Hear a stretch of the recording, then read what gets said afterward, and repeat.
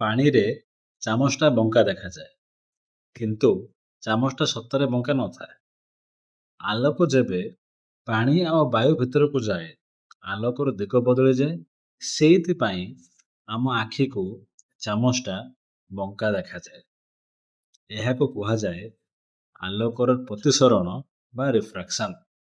ଠିକ୍ ସେହିପରି ଆମ ଜୀବନରେ ମଧ୍ୟ ଆଜି ଜଣଙ୍କ ଦୁର୍ବଳ ସ୍ଥିତି ଦେଖି ତାକୁ ସାରା ଜୀବନ ପାଇଁ ଆମେ ଦୁର୍ବଳ ଭାବିପାରିବା ନାହିଁ। କାହାର ଆଜିର ପରିସ୍ଥିତି ଦେଖି ତା ଭବିଷ୍ୟତର ମୂଲ୍ୟାଙ୍କନ କରିବା ପାଇଁ ଆପଣ କେହି ନୁହନ୍ତି।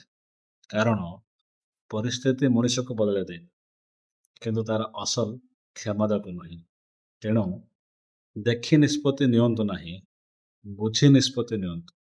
ମୁଁ ଆଉଥରେ କହିବି, ଦେଖି ନିଷ୍ପତ୍ତି ନିଅନ୍ତୁ ନାହିଁ, ବୁଝି ନିଷ୍ପତ୍ତି ନିଅନ୍ତୁ। କାରଣ ଦୃଶ୍ୟ ବଦଳିପାରେ, ସତ୍ୟ ନୁହେଁ। ରହୁଛି। ଜୟ ଜଗନ୍ନାଥ।